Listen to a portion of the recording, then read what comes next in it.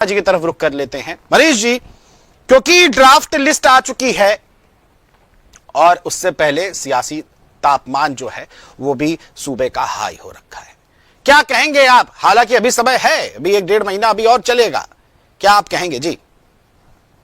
नहीं, उसमें देखिए जो अभी जो समय दिया गया था उस समय के दौरान तो बीएलओ को भी 2-2 बार जाना था, घर पे जाना था, और जिसमें कि वहां जा करके और फॉर्म देना था, फॉर्म लेना था।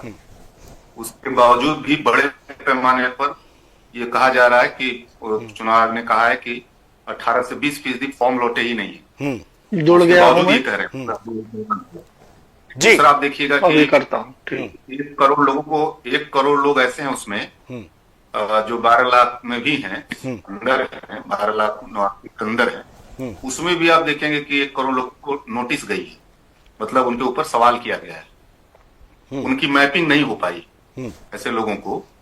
फिर देखेंगे कि आप उसके अलावे आप जो है अब जो लोग बचे हैं जिनका 3 से 3.5 लाख लोग, उनको ये काम वो खुद करना है। मतलब चुनाव आयोग ने अपना काम खत्म कर लिया एक तरह से कहिए तो।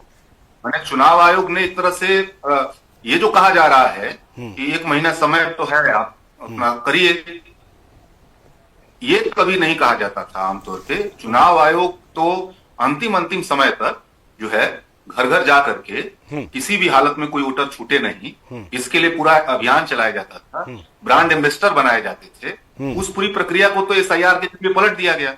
अब मतदाता को ही जाकर के साबित करना, उन्होंने अपना कोरम पूरा कर लिया। अब इस 1 महीने में उन लोगों को जिनको चिंता हो, जो वास्तव में वोटर रहना चाहते हैं, उनको अब ये उनके विवेक पे छोड़ दिया है। ये एक तरह से जनता के विवेक पे छोड़ दिया।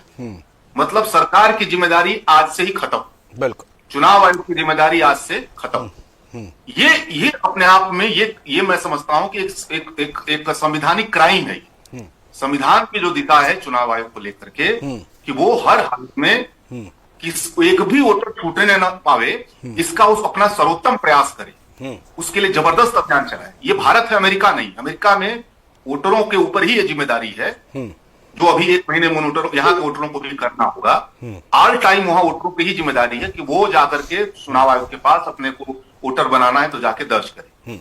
और इसीलिए वहां पे 100 में से 74 लोग ही वोटर है। अमेरिका में आप जाएंगे तो, अमेरिका जैसे विकसित देश में भी। लेकिन भारत की संवैधानिक दिशा क्या थी कि एक भी वोटर न छूटने पाए। इसीलिए आप देखेंगे कि 100 में 99 लोग वोटर होते हैं यहाँ पे। अब इसका मतलब है कि एसआईआर की प्रक्रिया अगर होगी, यानी अमेरिकन स्टाइल में अगर मतदाता सूची बनाई जाएगी, तो जाहिर सी बात, एकदम कंफर्म बात है, तय बात है कि 25% लोग उसमें से वोटर नहीं रह जाएंगे। ये बहुत स्वाभाविक बात, क्योंकि उनके ऊपर छोड़ दिया गया। इसका मतलब क्या? इसका मतलब ये है, आप ये समझिए कि इसका मतलब ये बात नहीं है कि वो वोटर बनने के लायक नहीं। इसका मतलब ये बात नहीं है कि वो विदेशी, इसका मतलब ये बात नहीं है कि वो कहीं बाहर चले गए। सिर्फ इतनी बात नहीं है। ये अब बात ये हो गई है कि आपके अंदर इच्छा है वोटर बनने का तो बन जाइए, वोटर बनने की इच्छा नहीं हो तो मत बनिए। हम 75 लोगों से ही चुनाव करा लेंगे। हम ये बात छोड़ देते हैं कि इससे घाटा अभी किसको होगा, समाजवादी पार्टी को होगा कि बीजेपी को होगा कि किसको होगा। मैं इस पे सवाल यहां खड़ा कर रहा हूं कि सरकार कह रही है, और सरकार एक स्वायत्त संस्था कह रही है कि जितने लोग आएंगे उतने में ही हम वोटर करा लेंगे। पहले से ही आपने ध्यान दिया होगा, जितने वोटर बनते थे उसका 40-50% ही वोटिंग करता है, 60% वोटिंग करता है।